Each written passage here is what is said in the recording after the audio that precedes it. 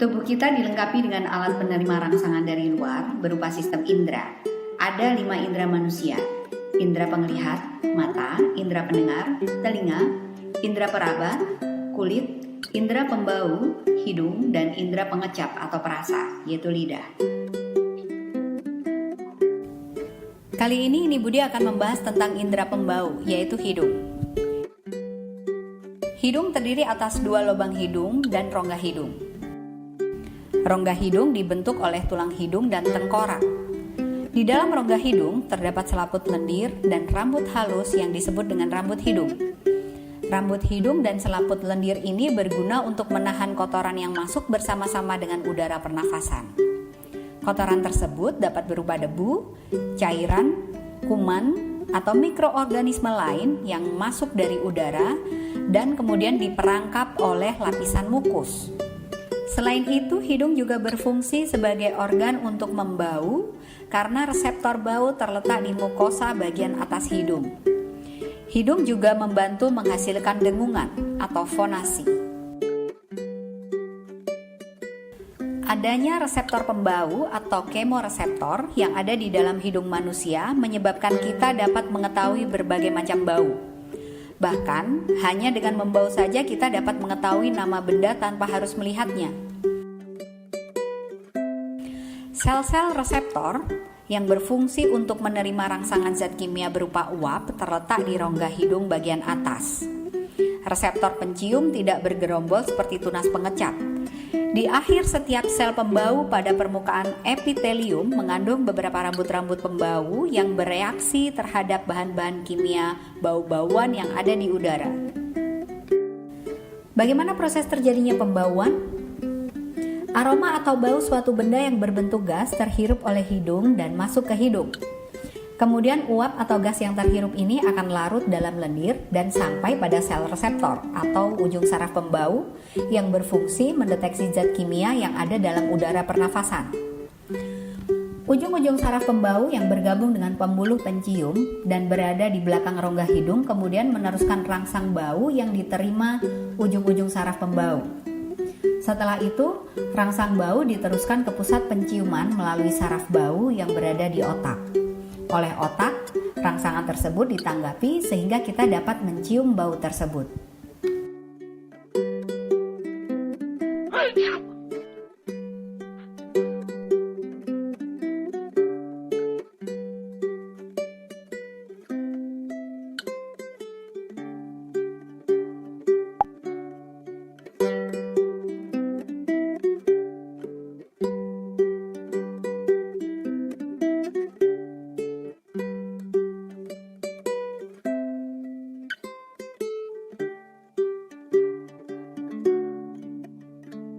Kali ini kita akan membahas tentang indera pendengar, yaitu telinga.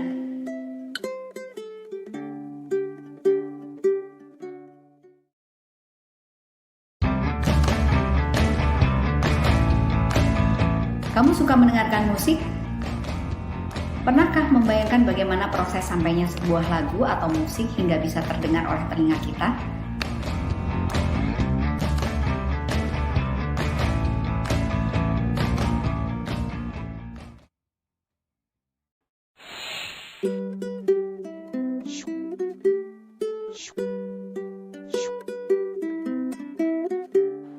Ketika sebuah lagu diputar, gelombang bunyi masuk pertama kali ke indera pendengar melalui daun telinga. Daun telinga ini terletak di telinga luar yang berfungsi untuk menampung atau mengumpulkan gelombang bunyi. Liang telinga ini menyebabkan gedang telinga atau selaput timpani bergetar. Gelombang bunyi kemudian disalurkan oleh liang telinga ke selaput gedang telinga. Di liang telinga terdapat rambut-rambut dan kelenjar yang mengeluarkan getah seperti jeli dan berwarna kecoklatan. Fungsinya adalah untuk melindungi liang telinga dari gangguan hewan kecil yang masuk ke liang telinga. Getaran pada membran timpani kemudian dilanjutkan ke telinga tengah dan dirambatkan menuju ke telinga dalam. Telinga dalam merupakan bagian penerima getaran. Bagian ini tersusun atas tingkap jorong, tingkap bundar, 3 saluran setengah lingkaran, dan koklea atau siput. Dari telinga tengah, getaran berjalan menuju ke tingkap jorong. kemudian masuk ke dalam koklea dan menggetarkan cairan limfa yang ada di dalamnya. Getaran cairan limfa tersebut merangsang ujung saraf pendengaran. Kemudian, rangsangan ini disampaikan ke otak hingga akhirnya kita bisa mendengar. Jadi proses terdengarnya sebuah bunyi pada telinga adalah seperti ini. Bunyi masuk ke daun telinga, melalui liang telinga, martil, landasan, sanggurdi, kemudian menuju ke tingkat jorong. Hal inilah yang kemudian menyebabkan cairan limfa di rumah siput bergetar. Karena bergetar, maka ujung saraf terangsang dan urat saraf pendengaran menyampaikan ke otak besar yang kemudian diolah sehingga kita bisa mengenali bunyi. Nah, lalu pernahkah kamu mendengar suara mendengung sementara pada saat yang sama temanmu bisa mendengarnya dengan jelas?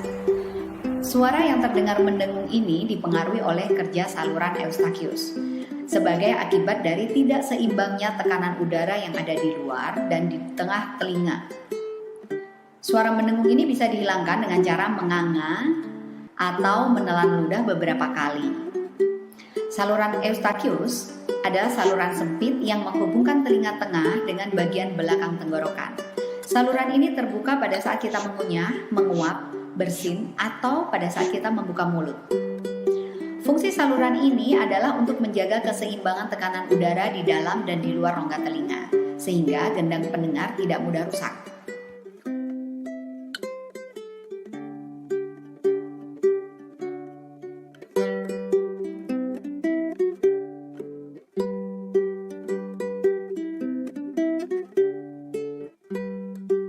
Kali ini kita akan membahas tentang indera perasa, yaitu lidah.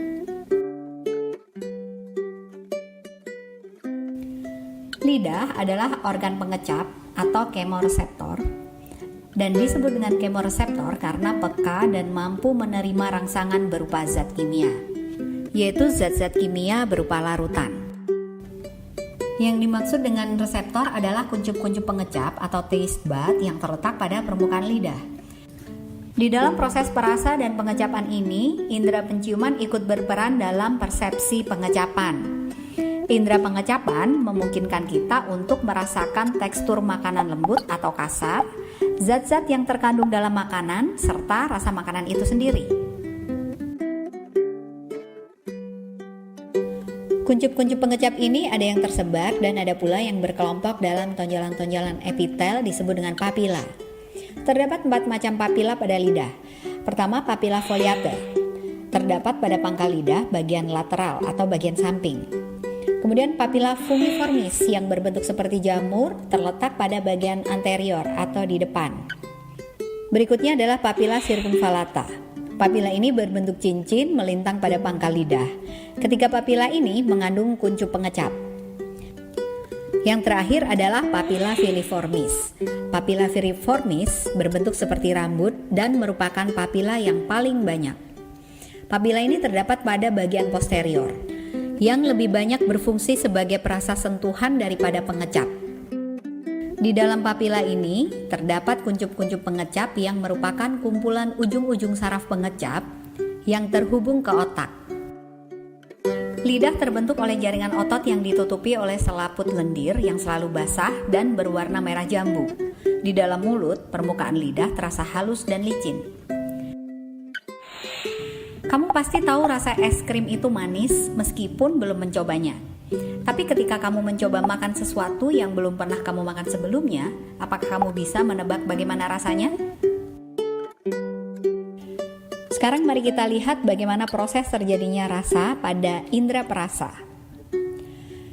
Sebelum kamu bisa mengetahui rasa makanan yang kamu makan, pada saat dikunyah, makanan yang telah masuk mulut akan bercampur dengan air liur.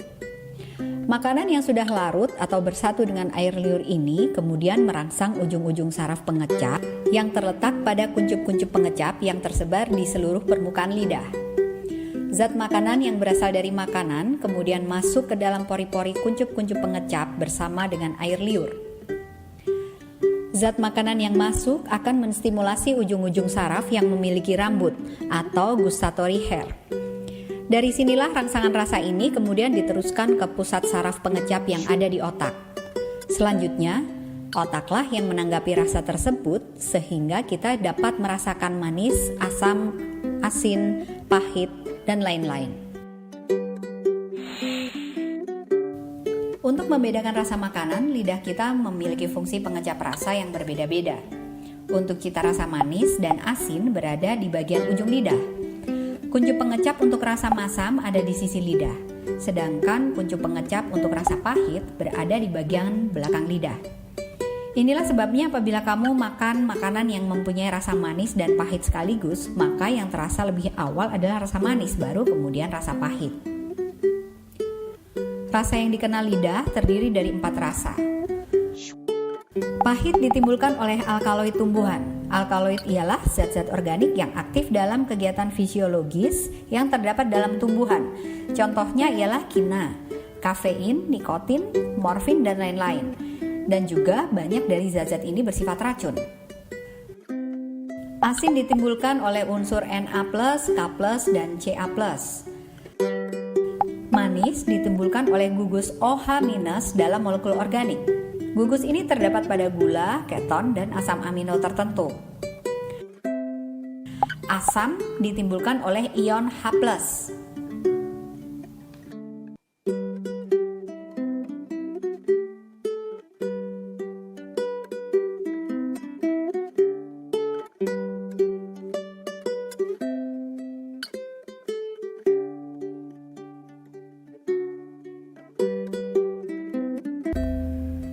Kamu pernah kelilipan? Ketika ada benda kecil yang tiba-tiba menempel dan masuk ke bola mata, apa yang terjadi? Sebelum mengucek mata, mungkin kamu merasa matamu secara otomatis akan mengeluarkan air mata akibat masuknya benda asing ke permukaan mata. Sebenarnya yang terjadi adalah bola mata kita selalu basah.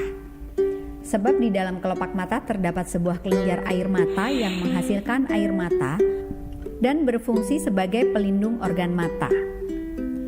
Air mata berperan untuk membunuh kuman yang masuk ke dalam mata serta menjaga agar permukaan bola mata selalu basah dan bebas dari debu.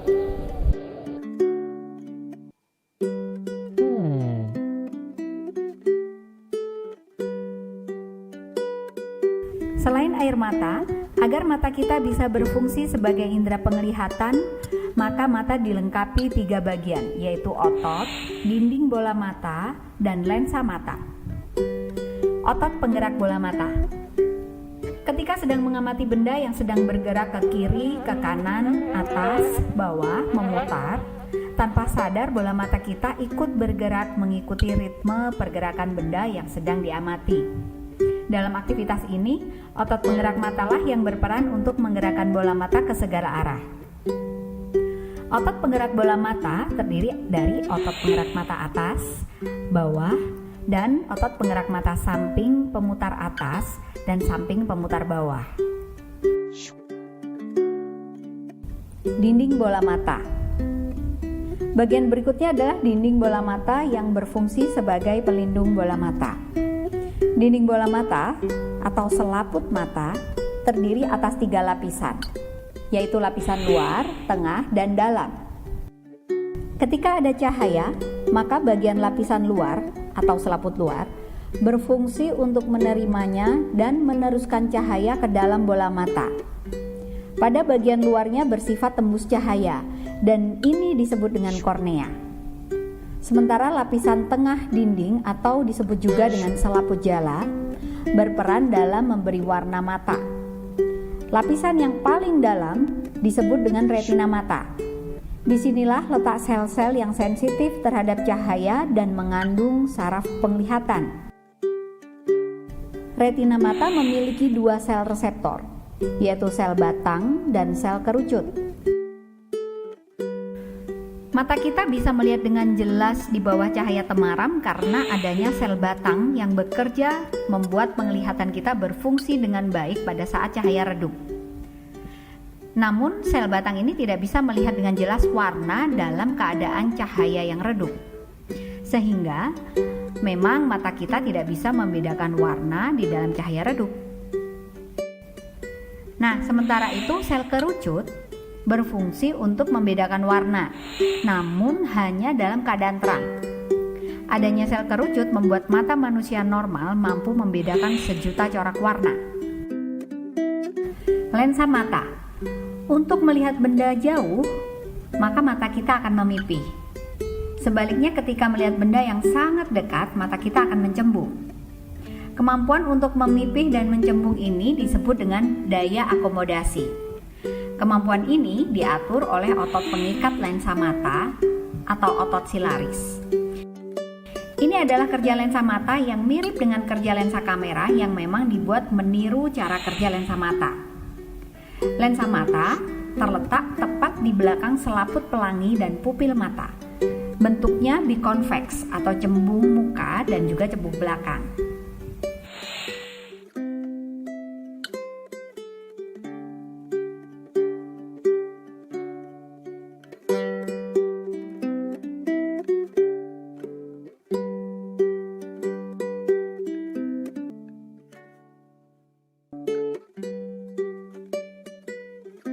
Indra peraba kita adalah kulit. Kita dapat merasakan adanya sentuhan, rasa nyeri, dingin, panas, dan kasar halus melalui kulit. Bagian kulit yang paling peka terhadap rangsangan adalah ujung jari dan bibir. Kulit kita memiliki berbagai fungsi sebagai alat ekspresi, misalnya mengeluarkan keringat, pelindung organ bagian dalam tubuh, seperti otot dan tulang, pengatur suhu tubuh, dan sebagai indera peraba. Sebagai indera peraba, kulit dilengkapi bermacam-macam reseptor yang peka terhadap berbagai rangsangan seperti rabaan atau sentuhan, tekanan, dan suhu. Kelenjar keringat yang terdapat di lapisan Malpighi berfungsi untuk mengeluarkan keringat. Keringat merupakan cairan sisa metabolisme saat tubuh melakukan aktivitas. Keringat berguna untuk mempertahankan suhu tubuh terhadap lingkungan. Selanjutnya, di dalam kulit juga terdapat lapisan dalam berupa lapisan berlemak. Lapisan ini mengandung jaringan lemak dan rangsang tersebut diterima oleh ujung-ujung saraf peraba. Rangsang kemudian diteruskan ke otak melalui urat saraf. Oleh otak, rangsang tersebut diolah sehingga kita bisa merasakan adanya suatu rangsang. Selanjutnya, otak akan memerintahkan tubuh untuk menanggapi rangsang tersebut. Contohnya misalnya, ketika kulit kita tertusuk jarum atau tersentuh benda panas, maka reseptor nyeri yang ada di hampir setiap jaringan tubuh merasakan nyeri. Rangsangan ini diubah ke dalam bentuk impuls yang dihantarkan ke pusat nyeri di korteks otak. Setelah diproses di pusat nyeri otak, maka kita bisa merasakan persepsi nyeri. Misalnya lagi, ketika kamu merasakan tidak enak badan, sebelum mengukur suhu tubuhmu dengan termometer, apakah kamu pernah perhatikan bagaimana biasanya ibumu mengetahui kamu demam? Hal yang paling sering dilakukan untuk mengetahui apakah suhu badan seseorang meningkat atau tidak, biasanya dilakukan dengan meletakkan punggung tangan ke kening atau sekitar leher. Mengapa demikian? Ternyata daerah kulit yang peka terhadap suhu adalah bagian punggung tangan kita. Sebab tidak semua permukaan kulit pada tubuh memiliki kepekaan yang sama. Ketika punggung tangan menyentuh kening atau leher, maka suhu tubuh kamu menyentuh punggung kanan bagian korpus Meissner yang terletak di dekat permukaan kulit, yang kemudian hasil penerimaan rangsang ini dikirim ke otak. Sehingga otak kita bisa mengartikan sentuhan tersebut hingga pada akhirnya punggung tangan ibu bisa merasakan demam yang kamu alami. Sementara itu, bagian yang peka terhadap rabaan contohnya adalah kuduk, sisi perut, dan bawah ketiak. Ujung jari, telapak kaki, dan telapak tangan juga merupakan daerah yang peka terhadap rangsangan.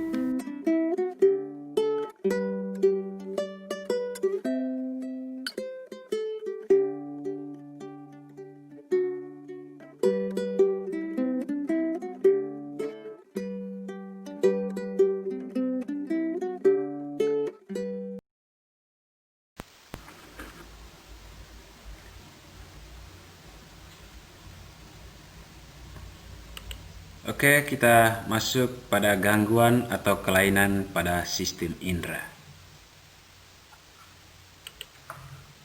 Yang pertama, indera mata. Gangguan pada mata ada yang disebut dengan miopi. di mana bayangan itu jatuh di depan retina. Nah, lensa mata orang ini terlalu cembung sehingga dapat ditolong dengan kacamata berlensa negatif atau cekung. Nah, adik-adik bisa lihat gambar di mana fokus bayangan itu jatuh di depan retina. Semestinya normalnya itu jatuh tepat di retina. Yang kedua, ada namanya itu hipermetropi. Nah, bayangan jatuh di belakang retina, sebaliknya dari miopi tadi. Nah, hal ini karena lensa mata terlalu cekung. Nah, untuk itu dapat dibantu dengan kacamata berlensa positif atau lensa cembung. Nah, adik-adik bisa lihat bayangan itu jatuh di belakang retina.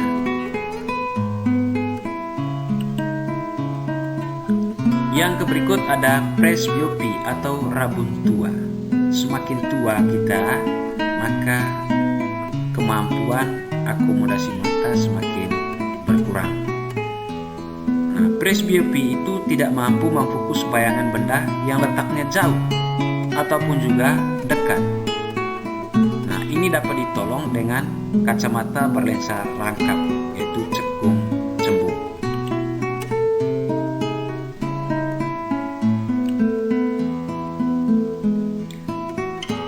Gangguan yang berikut ada namanya itu astigmatisme.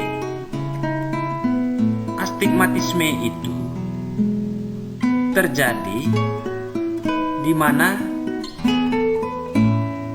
lengkung datar dan lengkung tegak kornea tidak simetris, sehingga tampak benda itu bayangannya itu ada banyak atau lebih banyak.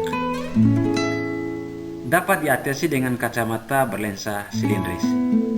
Coba adik-adik dalam perhatikan video ini, Anda tekan bola mata Anda di bagian atas. Tampak gambar pada video ini seperti ada lebih dari satu atau ada banyak. Nah, orang yang mengalami astigmatisme itu keadaan matanya seperti yang Anda rasakan itu. Yang berikut ada namanya xeroftalmia, mata mengering, bisa disebabkan oleh kekurangan vitamin A. Yang berikut juling. Ayo adik-adik, ada yang juling kah? Ya, ini tidak bermaksud untuk menghina ya, tapi ini guyon saja. Juling adalah keadaan di mana otot mata kanan dan kiri itu tidak serasi, sehingga pandangan itu bola matanya itu tidak seimbang atau tidak sama. Maka Anda bisa lihat gambar berikut. Nah, mata orang ini yang normalnya adalah bagian kiri, sedangkan yang julingnya itu pada bagian kanan. Maka ada yang pertama namanya itu esotropia, di mana bola matanya itu tampak ke dalam ketika pandangan lurus ke depan, tapi bola mata tampak ke dalam. Yang berikut ada ekstropia, exo, keluar, bola mata keluar. Lalu ada hipertropia, bola mata tampak ke atas. Sedangkan ada yang namanya itu hipotropia, bola mata tampak ke bawah. Nah, itu juling adik-adik. Atau bahasa kitanya jere ya. Jere. Yang berikut katarak, disebabkan oleh keruhnya lensa mata. Mata bagian bola matanya itu tampak putih, itu yang disebut dengan katarak.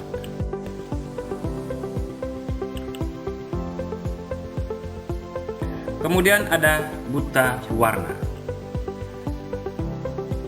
keadaan di mana mata tidak mampu membedakan warna yang bisa juga disebabkan oleh faktor genetik.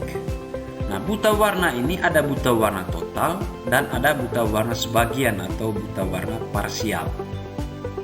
Buta warna total, dia hanya bisa membedakan hitam dan putih atau gelap dan terang. Sedangkan buta warna parsial, dia hanya bisa membedakan warna tertentu saja, tapi dia buta terhadap warna yang lain. Maka ada namanya itu protanopia, yaitu dia melihat warna merah seperti hitam. Itu yang disebut dengan protanopia. Lalu ada namanya itu protanomali, buta warna yang melihat warna kuning, orange dan merah seperti hijau. Adakah yang begitu? Mudah-mudahan tidak ya. Oke. Yang berikut deuteronomali, buta warna yang melihat warna hijau dan kuning seperti merah. Yang berikut ada deuteronopia, buta warna yang melihat warna hijau seperti krem dan merah seperti kuning kecoklatan.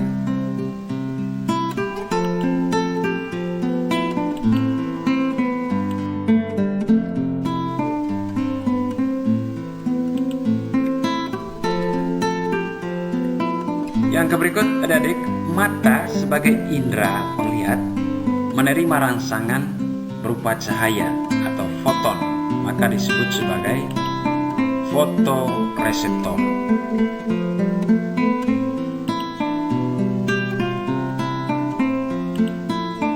Fotoreseptor ini pada mata terdapat dua tipe sel.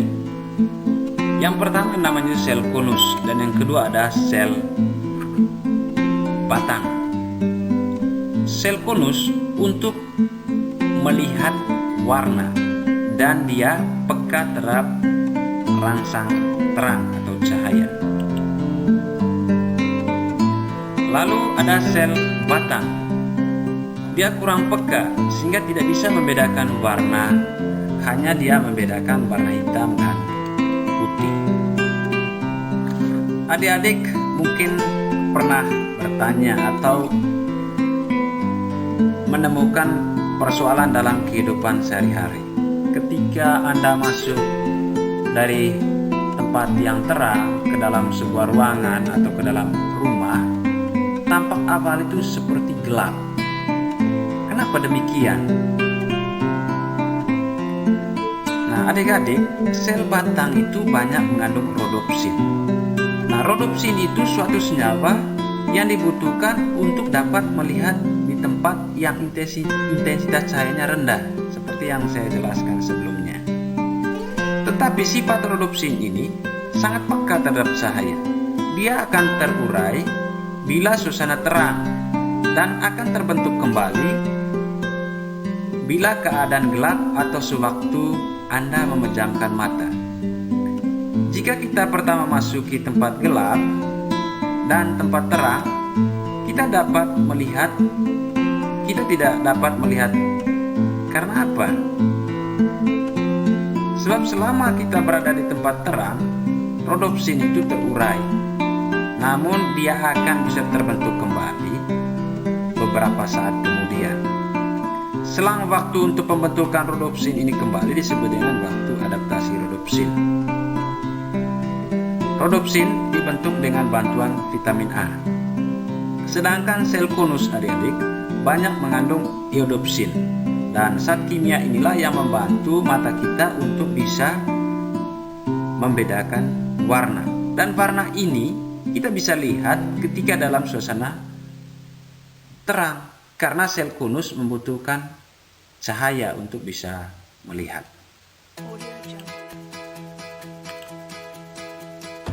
Nah, urutan perambatan cahaya pada mata. Yang pertama itu bayangan benda. diterima oleh namanya itu kornea.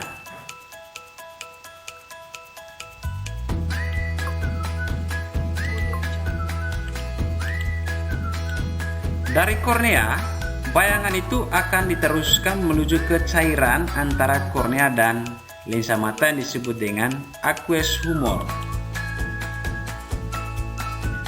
Kemudian dia akan diteruskan menuju ke pupil atau iris dan ke lensa mata.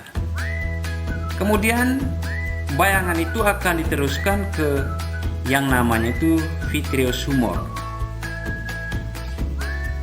Setelah itu bayangan diterima oleh retina mata dan diteruskan ke otak melalui saraf mata.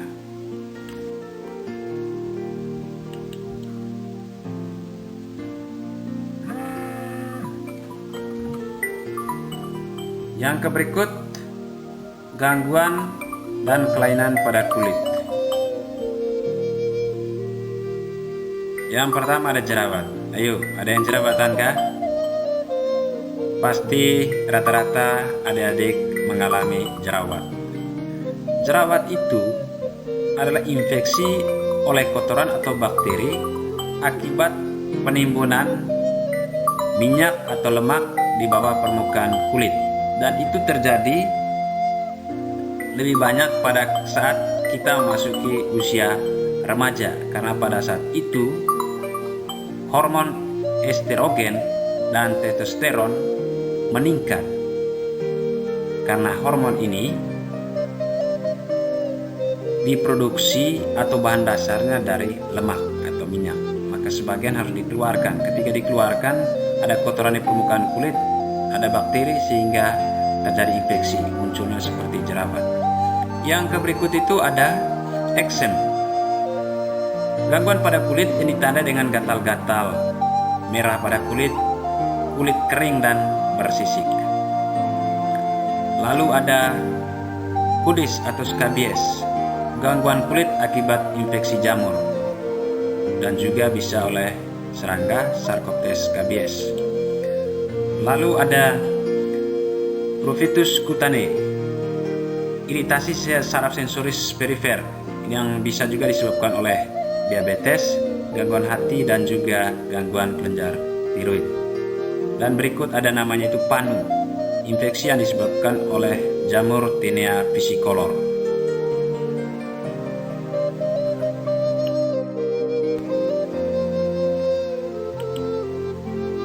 Yang berikut gangguan pada hidung. Adik-adik pernah mengalami hidung tersumbat kan? Ketika hidung tersumbat, maka kita susah untuk bernafas.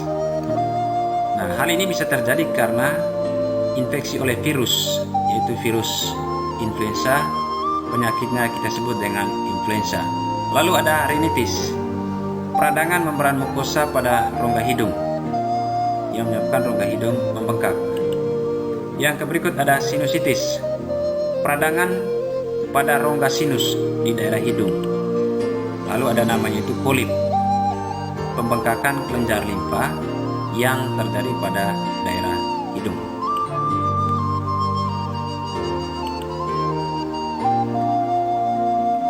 Lalu adik-adik pernah Anda mendengar yang namanya itu tuli kan? Nah, tuli atau biasa kita sebut dengan bongot, keadaan di mana seseorang itu tidak bisa mendengar. Nah, ini adalah gangguan yang sering terjadi pada telinga kita.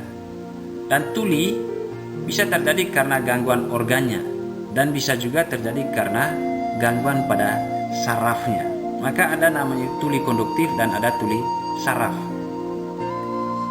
Nah, tuli konduktif disebabkan oleh kerusakan pada tulang pendengaran, yaitu tulang malleus, incus, dan stapes atau martir, landasan, dan sanggurdi. Bisa juga karena kotoran yang menumpuk di saluran telinga dan juga karena peradangan. Nah, tuli konduktif itu ada namanya itu otitis eksterna, infeksi telinga luar akibat masuknya air ke telinga. Yang berikut ada penumpukan kotoran. dan juga ada namanya itu congek atau lulok. Ada lulok? Mudah-mudahan tidak ada ya. Infeksi pada telinga oleh bakteri atau benda kasar. Yang berikut tulis saraf. Ketika kita panggil seseorang, sepertinya dia cuek, tidak hiraukan kita. Lalu Anda bilang, ih kau nih tidak dengar saya. Padahal sebenarnya bisa saja dia tidak dengar karena gangguan pada otak atau pada sarafnya. Nah, tulis saraf ini adik-adik, kerusakan pada organ kurti atau korteks otak, yaitu pada lobus temporalis, karena bagian untuk mendengarkan itu adalah lobus temporalis. Nah, tulis saraf itu ada namanya itu tinnitus, telinga berdenging yang terjadi karena kerusakan pada saraf pendengaran. Yang berikut ada presbikusis, kerusakan pada sel saraf telinga yang terjadi pada usia lanjut. Lalu ada otosklerosis, kelainan pada tulang sanggurdi. Tulang mengalami pengapuran, tulang telinga mengalami pengapuran sehingga tidak bisa merambatkan bunyi ataupun suara ke saraf pendengaran. Dan ini sering terjadi pada usia masih kecil.